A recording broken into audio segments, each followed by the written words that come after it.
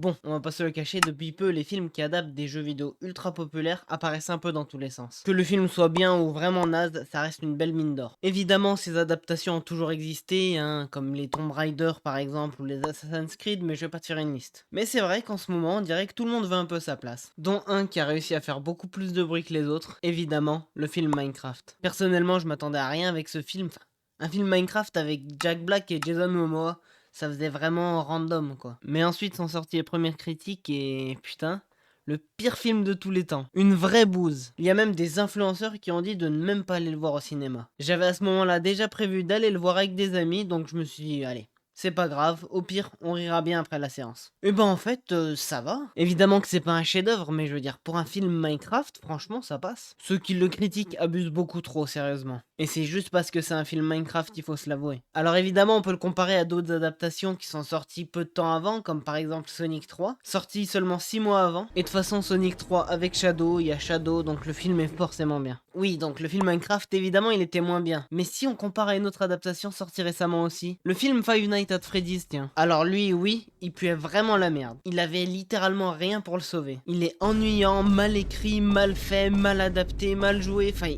rien pour le sauver quoi. Alors que le film Minecraft en comparaison il est parfois drôle et il est franchement super bien adapté. Ça semblait impossible d'adapter Minecraft en live action et honnêtement c'est super bien réussi. Et même en dehors on va dire de l'environnement Minecraft, juste l'idée de la créativité dans le jeu etc sont bien adaptés et bien utilisés. Le jeu d'acteur est bon, l'histoire est pas compliquée mais suffisante. Le film est fait pour les enfants à la base. Hein. Enfin le film est divertissant quoi. Le vrai problème c'est pas le film mais les critiques selon moi. D'un point de vue d'une personne lambda normale on va dire le film est bien. La preuve sur Rotten Tomato par exemple il a 86% du public. Ce qui est juste énorme, contre seulement 45% pour les critiques. Donc ça veut dire qu'il y a des grown-ass men qui sont allés voir ce film pour le critiquer et donner leur avis pour faire les connaisseurs, tout ça pour cracher leur venin sur un film pour enfants. On parle évidemment de mecs qui ont entre 30 et 40 ans là, hein. Sans aucune blague. Ils sont fous ou juste déconnectés sérieux. Je suis même tombé sur des idiots, clairement il y a rien d'autre à dire, qui disaient oui c'était chiant, Jack Black il arrête pas de chanter. Mais évidemment Jack Black c'est un chanteur. Il a fait tout un film où il chante presque tout le long. Tenacious D The Peak of Destiny, faut aller le voir, il est vraiment bien. Il chante littéralement dans tous les films où il joue. Même en tant que doubleur de Bowser, ils lui ont accordé une chanson. Donc oui, il fallait s'attendre à toutes ces phases de chant, à tous ces jingles, etc. Qui était aussi clairement un des buts du film, d'essayer de faire des mèmes, des clips,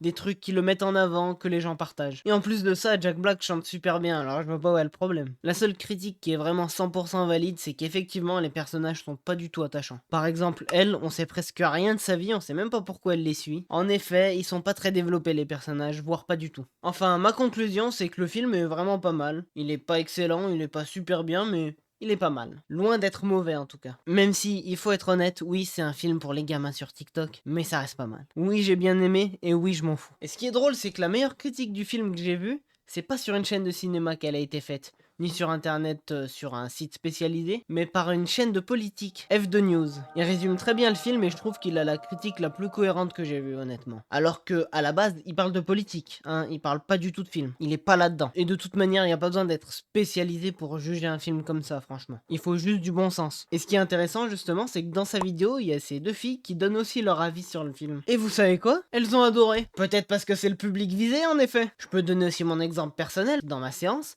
il y avait un groupe d'enfants, j'imagine pour un anniversaire, qui étaient venus voir le film. Et à la sortie, franchement, ils étaient tous super contents. Parce qu'en effet, le film est pas fait pour les mecs de 30-40 ans ou plus, autoproclamés experts en cinéma. Normalement, si vous alliez voir ce film au cinéma à votre grand âge, c'était avec vos enfants, pour leur faire plaisir. Bien sûr que t'as le droit de pas avoir aimé le film, mais à un moment, faut se remettre en question. Tu vas pas aller juger un dessin animé pour enfants de ton point de vue d'adulte sans prendre du recul quand même. Un peu de bon sens, non? Et sur cette note, allez, ciao!